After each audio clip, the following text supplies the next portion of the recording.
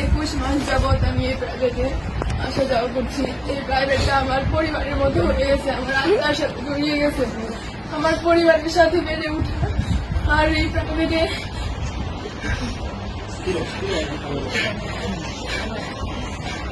প্রাইভেটটাকে আমার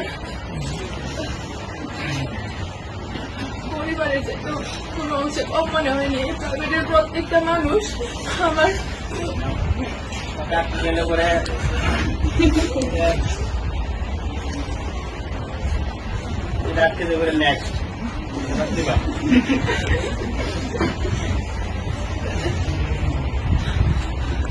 আর আমাকে সমাজকর্মের সঙ্গে শিখাইছে যে কিভাবে নিজের লুকিয়ে থাকা প্রতিভাকে জাগিয়ে তুলতে হয়, কিভাবে স্বপ্নকে বড় করতে তুলতে হয়, নিজের প্রতিভাকে জাগিয়ে তোলার প্রেরণা জাগাইছে স্যার। আমার জীবনের কিংবদন্তি স্যার, আমার জীবনের সেই সমাজকর্মী স্যারের মাধ্যমে আমি আমার মুক্ত চিন্তাধারা ফুটিয়ে তুলতে পেরেছি। তাছাড়া স্যার, আমি অনেক সময় অনেক বেয়াদবি করছি যেগুলা হয়তো আমি বুঝতে পারি নাই, কিন্তু আপনার মেধা ওইগুলা ঠিকই ধরা পড়ছে।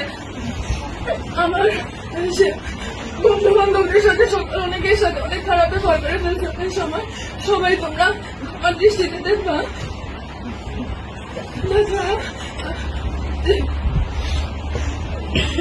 মাফিয়া গুলি যদি তারা আমার জীবনে অনেক ফ্রেন্ড ছিল, কিন্তু তোদের মতো কেউ হবে না।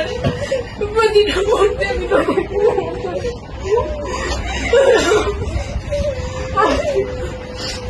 দীর্ঘ 12 বছর পড়াশোনা জীবনে অনেক স্যারের সাথে পরিচয় হয়েছে, অনেক বন্ধু বান্ধবের সাথে পরিচয় হয়েছে, কিন্তু স্বামী স্যারের মতো কেউ হয়ে উঠতে পারিনি আজ পর্যন্ত।